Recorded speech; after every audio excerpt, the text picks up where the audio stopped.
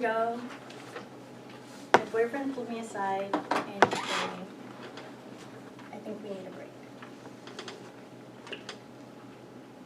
It was too late at night, and he had been drinking, and we were talking about the future.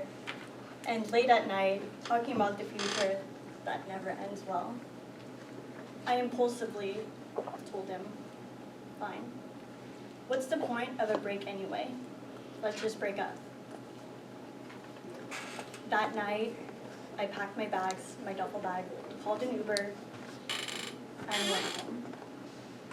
I cried myself to sleep, and the next day, nothing. We went the whole day without talking to each other, and that evening, he was very hesitant about meeting up in person because he wanted to process everything that had happened, and I agreed. But I asked him, what are we? Are we together? Are we apart? What is this? I was so frustrated. And he told me, we're still together, but I need a week and a half to process things. It's like, a week and a half, what are we going to do in a week and a half? But ultimately, he was reserved at that point, and we went our separate ways for a week and a half in complete silence, in complete fear of the unknown, complete uncertainty. I was devastated. I started to pack things that he had ever given me, small tags from Valentine's Day flowers, blackout curtains because I was too stubborn to buy my own. And all this time I had space to think to myself. And I was really frustrated. To be honest, I'm a very black and white, pragmatic, logical person. I'm very sweet, but when it comes to decisions and everything that I've gone through up until this point, I'm very black and white. It's either you're in my life or you're out of my life. And I couldn't understand why. I couldn't really figure out Todd. In that time, I was looking up our Myers-Briggs compatibility, our zodiac signs to see if we were compatible by the universe. I looked into our economic upbringing to see if there was anything that would make us have like any communication barriers. I looked into it all. I called up my friends from college, and 2 of them came searching through my doors with a duffel bag filled with junk food. They brought Cheetos, hot Cheetos, chia water, chia drink, or chia juice. I don't know, you can actually have it. Also, they have it in a blue or like raspberry version. It doesn't have to be like a gray, gross looking color.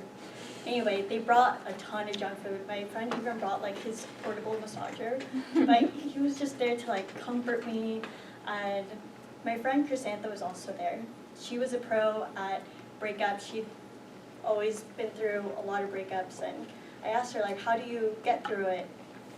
And she said, well, did you block him? I said, yep, I blocked him on LinkedIn, Venmo, GroupMe, Gmail. I blocked him on everything. There's no way he could ever contact me.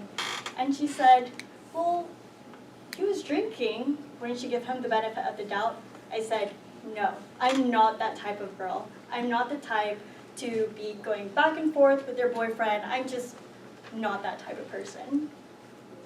But slowly but surely, Chrysantha told me, you know, people aren't black and white. I know you want things to be fairly organized and you want people to fit in boxes, but much of life is gray. And sometimes you have to be okay with that.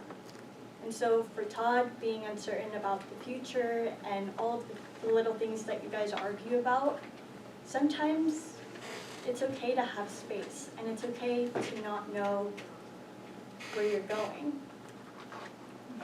The reason why I was asking Todd what we were into the future is because my director had told me that there was a role opening up in Singapore that I would be eligible for.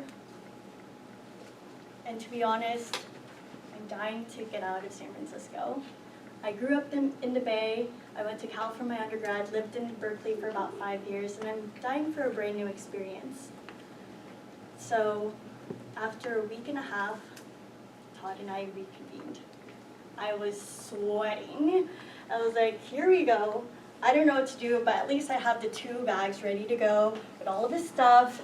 I blocked him from everything, so I'm ready for this conversation. It might end into pieces or it might be decent. I have no idea. I'm scared shitless, but there we were. We reconvened and I told him, hey, this is a really awesome opportunity and I don't think that long distance could work. And I don't think that you'd want to do long distance either. And he told me, yeah, I don't want to do long distance either. So in a year, in August of this year, I'm open to working remotely. And I'm open to working wherever you are. And at this point, I was shocked. I was like, are you serious? Like, you have so much stocks at your company, I don't know how you're gonna give that up. First world problem, by the way. But even though we don't know where we're going, we figured out that life is worth it together. And it's okay not to know where we're gonna be a year from now or 2 years from now. We're gonna take it one step at a time. And so if and when an opportunity comes up next quarter for a new role in Singapore, we'll cross the roads then. But I just wanted to share this story to let you know that life is not black and white. We want to plan it out, but it's okay. Take your time, have fun with it, and be kind to yourself.